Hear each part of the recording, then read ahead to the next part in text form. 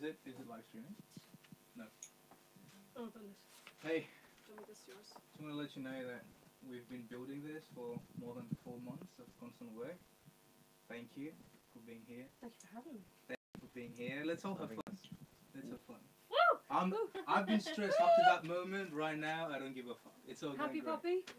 Happy puppy. This is for you. Thank you. This is dead. What's the... Okay. Yeah. Wi-Fi password okay. is Do we need it? 1 2 3 4 5 6 7 8 9 0. Do we need it? If you want to have internet, just that's the Wi-Fi password. Don't be going on your Twitter though. Google her. Whatever she says. Google me. Be the objection. 2 minutes. 2 minutes?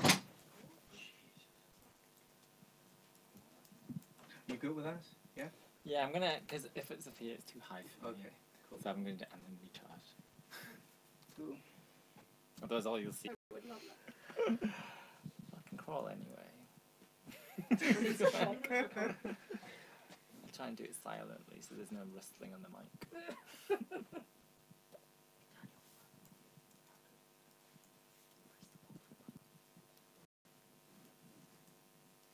Good. Are you serious? No, Let you're me do good. it. Oh, do not disturb, is that? You just go in your... Don't disturb? Do not disturb, you should do it. If you go into your... I started from Sounds? keyboard. Vibrate. Oh, ring, right. Being a keyboard. Vibrate on silent. Yeah, and then I'm producing. Cool, that's it. This is with Change with button. and another one, the band Thank you. electronic folk. Okay. Yeah, and I tried to Don't even produce have for it them on now for 2 years. Get the notification, 1 second. Code that you How's this? Is this okay? Is that alright? Sorry. Does I'm it just sound- looking at my feedback. we do have a The colour is great. It does looks look- really nice. Like No, nice it and looks tans. good. This is good. This isn't real. Can you hear me alright, Kara? yeah, you'll hear about Yeah, it. perfect. Good. Can we see the guys behind the... 1, 2, 3. Can I see stone in there? That's really Yeah. Should Should we just open with islands in the stream? What's that? Islands in the stream. Whatever she says, I don't know. So the guys online get. You good? Okay, it'll be about here when I'm talking. Always good. It's weird. I talk with my hands a lot. That was not good. Like, That was not guys, good. hello? Reach. You tried hard. Definitely don't make that noise. Let's get the ceramic bells out. Alright, we We're ready in 30 Yeah. seconds. okay. Live streaming. What's that? How y'all doing tonight? Y'all come a long way. Have Have you guys all come from London, actually? Where were you all from? When I was Dalston.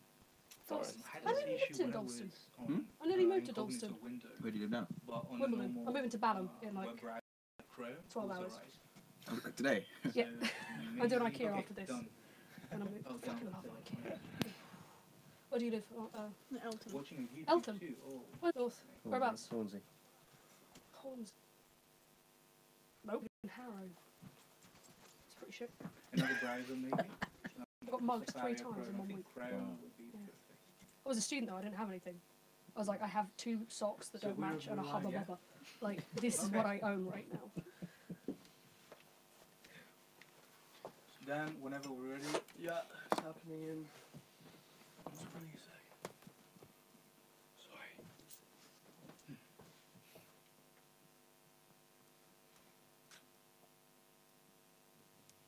Okay, when it's action, can you press the same? Is Chrome on Chrome. So Alessandro and Sarah, they have a problem, and Beverly. Okay. Is everyone's phones on silent? Is that one down there? Amazing. It's not on vibrate, is it? YouTube as well. Mm. Cool. That's weird. Okay. I'm not sure what we can do about this Let's get rolling. right now.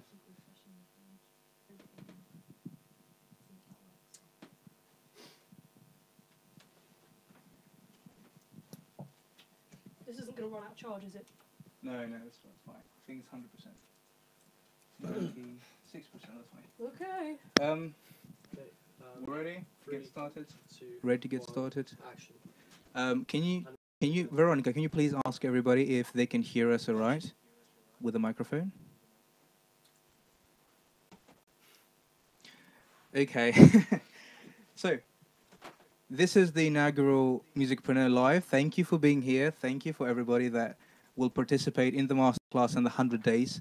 It's the first time, so probably we didn't get the timing quite right. We're a few minutes late, but that happens in live streams. Today we have, in a bit, but over here we've got Turan Webb, we've got Lefio, the artist, we've got Ira Lobanok, and we got Stone Deep. And they will participate live in the studio from Soho Sonic in London. And everybody watching online, we've got people from all over the world participating. Thank you. Right behind the camera, we have Veronica taking care of the chat, being the moderator, making sure that she passes on all the questions you have to us here in the studio so that Gabby can answer every single question you have. Behind the other camera, we have Jade, who's taking care of directing the image, the live feed. For finally, last but not least, we have Dan in the cameras, making sure that your recorded experience is as good as it can be. And in the studio over there, in the sound booth, we've got Jake, who's making sure that everything is sounding crystal clear. And without further ado, I would like to welcome all of you for this masterclass today, live from London.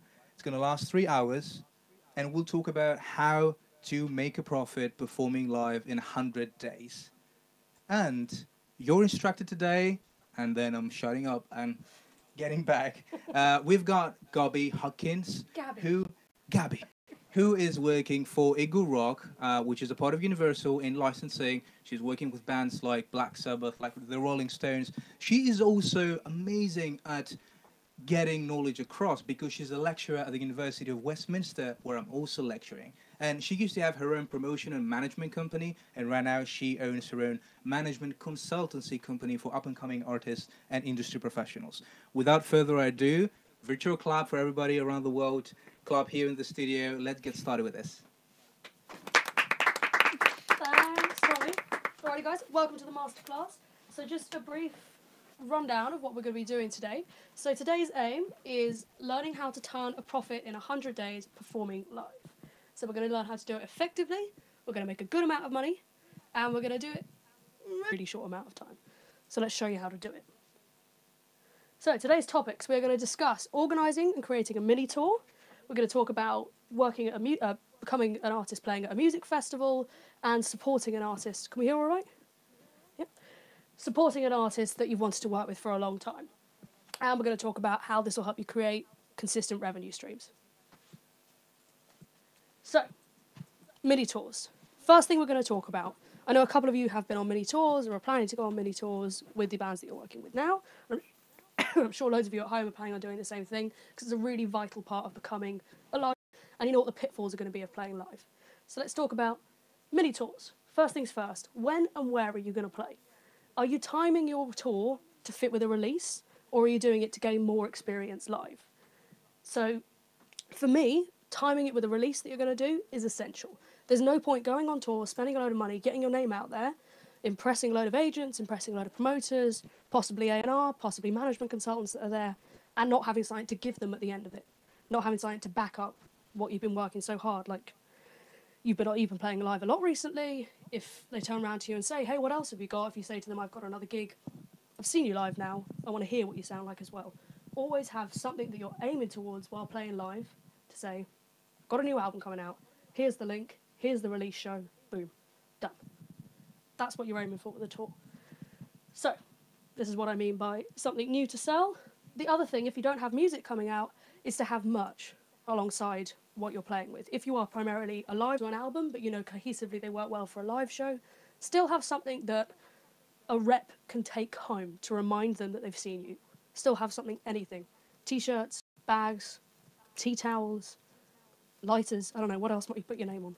Anything. Water bottles, taking this from the room. As long as they've got something they can look back on later, business cards. Always have a business card if you're playing live. That is the most valuable piece of merch you can have. Take that, they can take that home, they'll remember who you are, and then finally when you do have something ready to release, boom, they remember you. They say, I saw them live. I know that because their name's on my dressing gown. Does that make sense? Great. Okay, Where to play. So this is a huge pitfall when it comes to booking a gig. There's a TV series that I think everyone should watch. It's called Nirvana, the band, the show. It's about these two, I don't work with the show or anything, I'm just a really big fan, I think it's really funny. So it's about these two idiots that live in Canada that want to play the Rivoli, which is their local venue that they've decided is the best venue in Canada. And it's about 100 capacity, it's also a pasta joint, it's like the worst venue possible, but the whole series is about them bursting into other venues, getting their contact details, posing as promoters from other venues, and trying to trick the Rivoli into getting them to play. And then at the end of the series, I think they accidentally blow the venue up. I don't think they ever get to play. I think they both die or something like that. But it's the perfect descriptor for pitfalls when it comes to picking a venue. You need to pick venues not based on ones that you've seen big band, to play venues that you like going to, venues that you would go and see a band that's similar to you playing at, and venues that maybe you've played before. Good choice. Always a good choice. So student venues are always fantastic to play towards the end of a tour. They're not going to get you much money, but they're going to be rammed, and that's where you're going to have your word out. You're going to have loads of people there having a really good time. When should you not play a student venue? Middle of July when no one's there. That's a pitfall I've seen loads of people make. You also don't want to play somewhere like Fabric before 10 o'clock in the evening. They might give you a fantastic slot and say, we'll give you 300 quid, but that's 300 quid that's done nothing for your career because no one's going to be there. It's going to be you and the cleaners. Always make sure you're doing an appropriate slot and an appropriate venue for what you want to achieve. Does this make sense? Are we with me? Are we with me online? I'm imagining thumbs up. Okay. So, playing the right venues for the right size doesn't just mean you're going to have the right exposure. It means you're going to turn the best profit when it comes to playing live. Paid venue.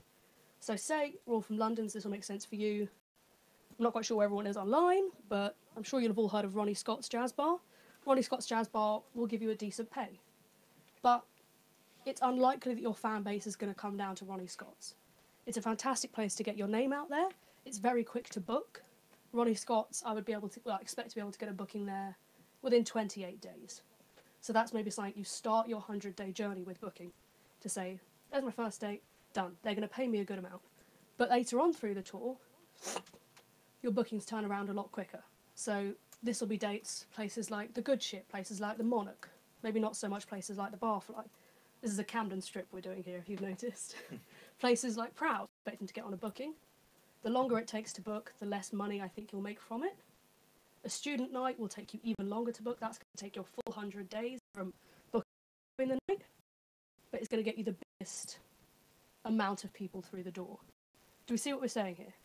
So short time to book, quite a large pay rise. That goes at the beginning of your tour. Fancy establishment that maybe your fans aren't going to come down to because it's very expensive. Going along in the tour, easier to book as you go along, easier to play as you go along. Longer wait list because everyone wants to play there. Maybe you won't have as much profit at the end of it. Do we know why? I'm not supposed to ask you questions, we're not supposed to have interaction, actually, no, I'm thinking about this. But do we know why we have it that way around? Why you have the highest grossing ones at the beginning and the lowest grossing ones at the end? Yeah, because it's like any business. If you have cash flow coming in, Yeah. you can then make decisions based on you make profit from when you started. So then It's a start, and then I guarantee every tour you play, you will break your guitar, you will lose your drum machine, your van will break down. You need money to actually get through a tour. It's expensive. You need to pay for food while you're doing a sound check and that sort of thing. So always start pricey venues first. Always start working on those towards the middle of your campaign when you're going to book them. Okay. Always start tours with higher paid venues. This is what we've done. Always end your gig with your homecoming place. And that's not so much a money thing. It's because you're going to enjoy it most. This, for me, isn't so much about profitability, having your homecoming gig as your hometown. For me, that's just, you're going to see all your fans. You're going to see the people you like. And it's going to be fun. You want to enjoy your tour. That's the main thing out of this. Okay. So, the crux of mini tours. This is if I talk about working with a promoter and if I talk about setting the night up yourself. Are we familiar with that? Yeah? Relatively? Are we familiar with that online? No response, I don't think. Okay. So, you have two options when it comes to setting up a tour. Well, we already have three options. Fit into our 100-day timescale. An agent is something you're trying to get hold of as a result of your 100-day project. That's something you're trying to get hold of as a result of having done your tour. So an agent going forwards would be the one booking the tour for you, would be organising where you're going to play, what capacity venues you should play, how much money you should spend, how much money you're going to make back. But for our point, our 100-day journey, we're going to work with promoters or we're going to do it ourselves. So we discussed earlier on that we're going to start with the high-paying gigs. Those we're going to do through a promoter. Because when it comes to having an expensive venue, a nice venue, there are certain overheads. Well, that's the case with every venue, but they're more £60, between 60 and 140 goes straight to the sound engineer. You'll have to pay the bar tab. You'll have to pay for riders for all the other artists working on the night. You'll have to pay for doorman, which is another £40 per person per 5 hours. I think that's about right. That's about right for London. It might be a little bit cheaper in the States, might be a little bit cheaper just outside of London. So if you're working with a promoter, they pay for all of that. If you're working on your own, you pay for all of that. So it seems like working with a promoter would be the good decision, right? It would seem like they're going to pay for everything. I'm definitely going to make a better head off the back of this. But how do they pay for it? They charge you what is known as pay-to-play or a door split. Can you all see this all right? Amazing. So, do we know what pay-to-play and door splits are? Yes? No? Pay to play is they give you a specific fee to play. Yeah. Door split is that you get a split on the door of tickets sold. Kind of. So, pay-to-play doesn't mean they pay you to play. It means the artist pays the promoter to play in that venue. So they are responsible for that set only, their own set. And you make your money back by by selling the tickets. Does that make sense? So the promoter says, here's 60, I have to sell all of them. I can sell them at the £5 so you sold them each, or I can sell them at £10 and try and make a profit. The aim with pay-to-play is to try and break even. But you rarely do. It is a terrible trap. No one should ever do pay-to-play, in my opinion. Well, I think in everyone's opinion. No one should ever do pay-to-play. No one should have to buy tickets for their own show and then sell those tickets, because that's ticket touting. It's illegal in a lot of places, but a lot of promoters will do it because they have to meet those overheads that we talked about earlier. The other option is a door split. So the way a door split, and when people show up to see you, I'll put a dash next to your band's name. If we work with door splits, yeah? This is for more you guys at home then. So they'll put a dash next to your name, and after usually about 20 people have come through the door, he'll start separating the money he makes off that £8 into £5 and £3. So usually, this is a general example. Obviously, the profit margins may change depending on what venue you're working with. So he'll say, after 20 people through the door, I will give you £5 out of every 8 that come in, which seems like a good idea. If you're playing a good venue, you might get a decent, say you have 40, if that's what you want to do with your money. But say we've got 5 bands that this promoter's booked, and the venue is 100 capacity. What's the issue there? There's only a certain capped amount of money that's going to be coming in. It's a capped amount of people. Say after he's said to everyone the same door split, I'm going to give you money after 20 people have entered for you. There are 5 bands. You can only get 100 people in the venue. He's never going to pay any of the bands because no one's going to get past the 20 people they can bring in because it'd be against health and safety standards and they'd have to be turned away at the door. Ha-ha! You've been caught again by the promoter. So, we need to work out our own door splits when we go on tour. The first thing we sit down when we decide we're going to go on tour is we sit down and work out a budget, which we will talk about. I want to make for every tour, and it might just be for every gig, and it might just be £20 or £30. You have to balance it up against how much it's going to cost you to get there, how much it's going to cost you to get all your instruments tuned, how much it's going to cost you to hire a band. Phil is working on his own with the band. Maybe a lot of people back home are as well, rather than being simpatico working with 5 people, everyone taking their own split home. So you have to figure out how much you're going to pay and how much you want off the back of each gig. I would recommend a door split over 10 people.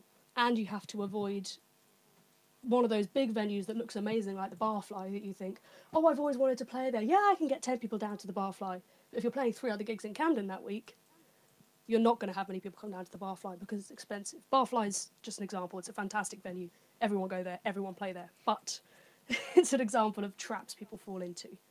You have to make sure when you're booking in 100 days, you don't panic and go for the first venue that offers you a slot because you might not be able to get the amount of people in to make profit off of it.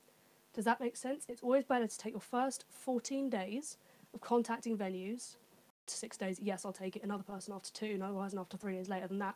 And then you find out you've booked 2 venues next to each other, one day after the other. Because no one's going to come to those 2 venues twice in 1 week. Does that make sense? Yeah? Good? All right. So, we are up to week 2 in our tour. Are we comfortable with booking a tour, knowing when to do it, where to play, where not to play, how to make money? Yeah? Obviously, we're going to be doing our own little mini tours or our own support slots if you want to build those yourself when it comes to the workshop area. And we'll discuss in a little bit more detail pitfalls that you guys might fall into or stuff that might need a bit more work. Miming around at you guys. Right, let's talk about support slots and festivals. Support slots and festivals does use your full 100 days. So our mini tours, we talked about maybe 28 days is the max you'll wait to have your tour locked in, and everything other than that is waiting for your tour, getting set up, getting ready, but the brunt of the work is done in the first 28 days. In terms of this, it takes your full 100 days, because it's all about, altogether, stalking people, and that's a long process. Tommy looks worried. He's looking worried at me now. So, we want to support an artist. You think to yourself, I really like Enter Shikari. They're from my hometown. I want to play with them. Is it likely you, 100 likes on Facebook, haven't really got your band sorted yet, are going to play with Enter Shikari? No. So in the same way that we went to venues to figure out where we wanted to play, because we went to venues that we like seeing bands in, venues that we like going for a drink in, you're going to play with a band that you like seeing constantly. But the trick is, there goes my water bottle. And there we are. You are going to research all the bands you see constantly. So you're going to go, first night of your 100 days, you are going to go to 6 different venues in your area. And you're going to watch every single set of every single band that's playing. It might take a full weekend to do that rather than one day. And you're going to research them. You're going to find out who they're signed to. You're going to find out what management they're with.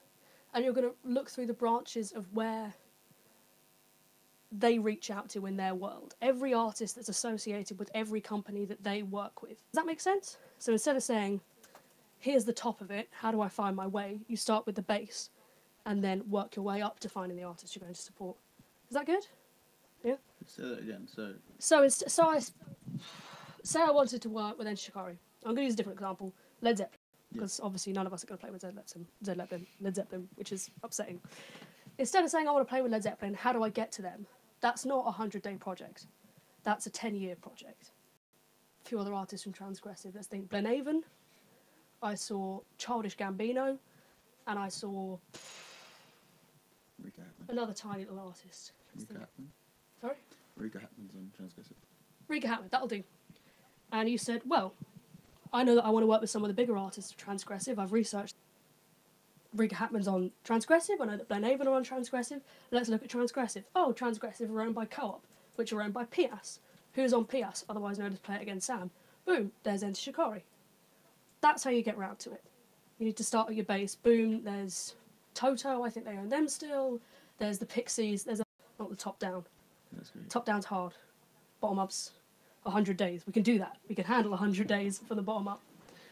So, we're going to research them. How are we going to get to know the label? We're going to play the same venues as the little bands. Hang out at the venues that the promoters are, that the small bands are at. No one has ever chased someone down the street and said, please, I know you've just finished your set, but will you play here for the rest of your life? No. No one's ever done that. You get to play again, and you get to know the A&R reps, and you get to know the management reps because you've hung around with the promoter and bought him a few drinks, or you've hung around with the band and bought them a few drinks and bought them dinner, and they've pointed it out. You meet the person at Pias and you get them a drink, and they will put you in touch with Shikari's rep or whatever. You see what I'm saying? It's about making friends. Your first week on your 100-day journey of playing support slots and festivals is researching people, going to a lot of shows. That's the best way to become a live gigging musician, is to go to lots of gigs. I'm playing Call of Duty for 6 months. You can do it when you've been playing the Monarch every night for 6 months. So, eventually you get to the stage when you get to, they'll pass you up the chain, higher and higher and higher, and you can play that support slot you want. This, for me, works the same with small festivals. So say a small festival like Camden Rocks, Truck Festival, Sign Cost, Thousand Trees Festival, let's go with that one instead. So a lot of their promoters don't just run the festival. They will run venues all over the country, all over the world, because there's not enough to do a bit of stalking. We say, I want to play this small festival.